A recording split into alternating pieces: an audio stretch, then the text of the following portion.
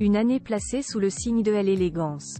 Lundi 1er janvier, comme ils le font tous les ans, le prince Albert de Monaco et sa femme Charlène ont présenté leurs vœux aux habitants de la principauté. Magnifique auprès de son mari, la princesse avait osé une robe déstructurée qui a beaucoup plu, et a même tenté quelques mots en français. La suite après la publicité, c'est un exercice auquel il se plie tous les ans. Comme tous les chefs des États, Albert de Monaco doit présenter ses vœux à la population à l'occasion de la nouvelle année. Mais contrairement à certains, c'est en compagnie de sa femme, la princesse Charlène, que le 1er janvier, le prince a enregistré une petite vidéo retraçant l'année à peine écoulée et celle qui s'apprête à arriver.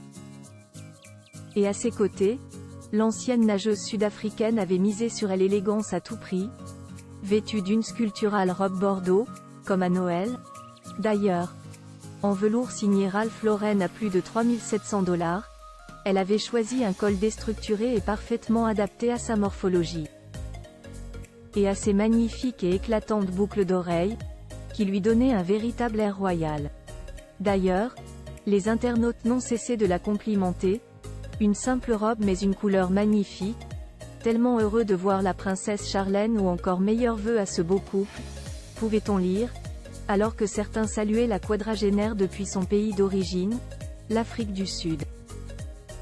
Et tous étaient sûrement ravis de l'entendre parler en français. En effet, plutôt réservée devant les médias, Charlène de Monaco utilise plus souvent sa langue maternelle, l'anglais, pour communiquer.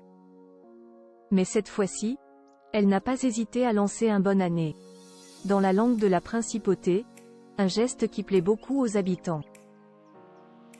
Une année 2023 chargée. Il faut dire que cette année, la maman de Jacques et Gabriella, 9 ans, est beaucoup allée à la rencontre des habitants de la principauté, notamment lors des célébrations du centenaire du prince Régnier III, au printemps, que toute la famille princière avait fêté avec les habitants de la principauté.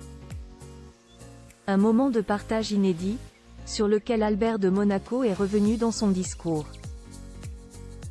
C'était une année de célébration avec les commémorations du centenaire de la naissance de mon père, le prince Régnier III. Avec ma famille, nous sommes heureux d'avoir partagé ces moments avec vous. Ils nous ont permis de nous rappeler à quel point son règne a fondé la modernisation de notre pays en faisant de Monaco un État prospère et dynamique, a-t-il expliqué.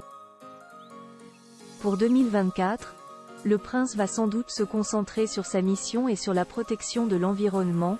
Avec ses jumeaux, il devrait bientôt partir en Antarctique pour une sensibilisation. Un voyage capital. La suite après la publicité. La suite après la publicité.